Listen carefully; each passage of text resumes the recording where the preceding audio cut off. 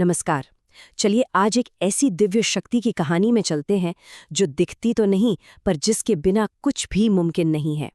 ये कहानी है अनिल की, जो प्राण की दिव्य वसु हैं। तो शुरू करते हैं ये सफर।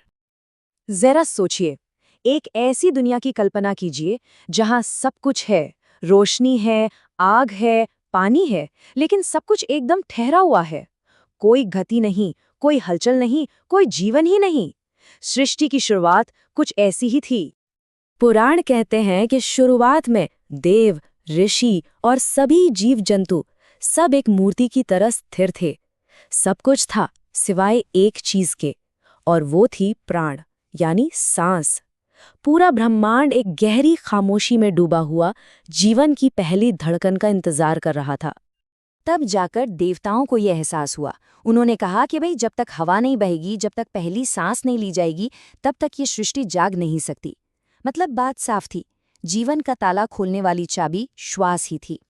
तो इस खामोशी को तोड़ने के लिए ब्रह्मा ने ध्यान लगाया, और उनके तेज और करुणा से एक बहुत ही हल्की, खुशबूदार और जीवन देने वाली शक्ति का जन्म हुआ।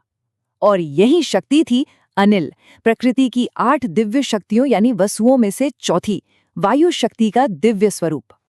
उनका नाम ही उनकी पहचान है ना? अनिल का मतलब ही है जो स्थिर नहीं है। ये नाम उनके काम को, उनके स्वभाव को पूरी तरह से बताता है। हमेशा गति में रहना और हर चीज को गति देना। अगर उनके स्वरूप की बात करें तो वो भी हवा जैसा ही कोमल और अलौकिक था। एक सफेद नीली आभा वाला शरीर, हाथों में ठंडी हवा की लहरें और आंखों में करुणा और गति। उनकी मौजूदगी को देखा नहीं जा सकता, सिर्फ हर सांस के साथ महसूस किया जा सकता है। तो अनिल की शक्ति और उनके मकसद को आखिर समझे कैसे? इसके लिए ना 4 कथाएं सबसे ज्यादा महत्वपूर्ण हैं। ये 4 लीलाएं दिखाती हैं कि कैसे उन्होंने अलग अलग मौकों पर जीवन को बचाया और उसे एक नई दिशा दी। उनकी 4 लीलाएं आप समझ लीजिए जैसे जीवन के 4 तोहफे हैं।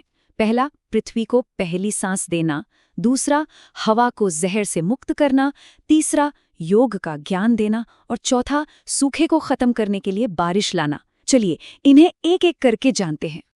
तो पहली कहानी तब की है जब पृथ्वी यानी धरा वसु पूरी तरह से शांत थी। पेड़ पौधे, जीव जंतु, सब कुछ बिना किसी हरकत के, मानो सब सो रहे हों। तब अनिल पृथ्वी पर उतरी।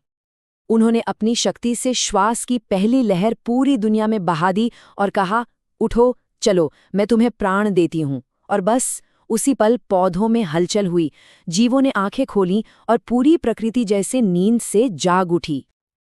अपने इसी अद्भुत काम के लिए अनिल को एक नया नाम मिला, प्राण जननी। मतलब वो जिसने जीवन को जन्म दिया। लेकिन उनका काम सिर्फ जीवन देना ही नहीं था, बल्कि उसकी रक्षा करना भी था।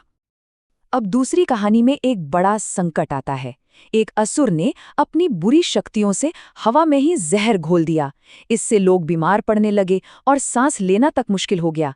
ये सुनने में आज के प्रदूषण जैसा ही लगता है ना? हालात कितने बिगड़ गए थे इसका अंदाजा यहां से लगाइए।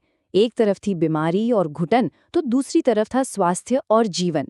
ये कहानी हमें आज के दौर में याद दिलाती है कि साफ हवा कितनी जरूरी है, जहां प्रदूषण एक बहुत बड़ी चुनौती बन चुका है। तो इस संकट को दूर करने के लिए अनिल ने अपनी पूरी शक्ति से एक विशाल वायु चक्र यानी एक दिव्य बवंडर बनाया। वो बवंडर इतनी तेजी से घूमा कि उसने हवा में घुले जहर के हर एक कण को सोख लिया और हवा को फिर से शुद्ध कर दिया। इसी वजह से वो वात शुद्धि की देवी भी कहलाई। अब आते हैं तीसरी कहानी पर। ये एक ऐसे साधु की है जो इतने हठी थे कि उन्होंने बिना सांस लिए तप करने की ठान ली। जाहिर है, प्राण के बिना उनका शरीर धीरे धीरे जवाब देने लगा। तब अनिल प्रकट हुई और उन्होंने उन्हें समझाया। उन्होंने कहा, तप एक आग की तरह है और आग को भी तो जलने के लिए हवा की जरूरत होती है। ये एक बहुत गहरी बात है कि कोई भी आध्यात्मिक साधना प्राण के बिना अधूरी है। अनिल ने उस साधु को सिर्फ समझाया ही नहीं, बल्कि सांस को नियंत्रित करने की कला यानी प्राणायाम का ज्ञान भी दिया। और बस इसी वजह से उन्हें योग और श्वास की देवी भी माना जाता है। चौथी और आखिरी कहानी एक बड़े सूखे के समय की है। आसमान में बादल तो थे, लेकिन वो जैसे रुक से गए थे, आगे ही नहीं बढ़ रहे थे, और नीचे धरती प्यासी थी। तब अनिल ने बस चलना शुरू किया।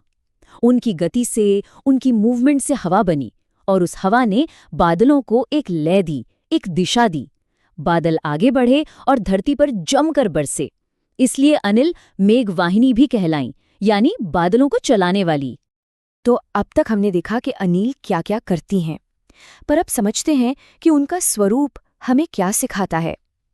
उनका होना, उनका स्वरूप अपने आप में एक दर्शन है, एक फिलॉसफी है। देखें, अनिल का स्वरूप हवा की तरह है, हल्का, कोमल और हर बंधन से मुक्त। और ये हमें एक बहुत ज़रूरी बात सिखाता है, जो खुद आज़ाद है वही दूसरों को जीवन का तोहफा दे सकता है। तो आखिर अनिल की इन कहानियों से हमें क्या संदेश मिलता है? हवा में छुपा हुआ वो कौन सा ज्ञान है जिसे हमें हमेशा याद रखना चाहिए? संदेश बहुत सीधा और गहरा है। पहली बात, हमारी सांस ही हमारी सबसे बड़ी दौलत है। दूसरी, हवा का सम्मान करना चाहिए, क्योंकि वो एक अनदेखे देवता की तरह है। और तीसरी, कि हमारा मन भी हवा की तरह ही आज़ाद, शांत और साफ होना चाहिए। तो इस पूरी चर्चा के बाद बस एक सवाल रह जाता है। अगली बार जब एक गहरी सांस ली जाएगी, तो क्या वो सिर्फ हवा होगी या फिर जीवन देने वाली उस दिव्य शक्ति का एहसास? सोचने वाली बात है।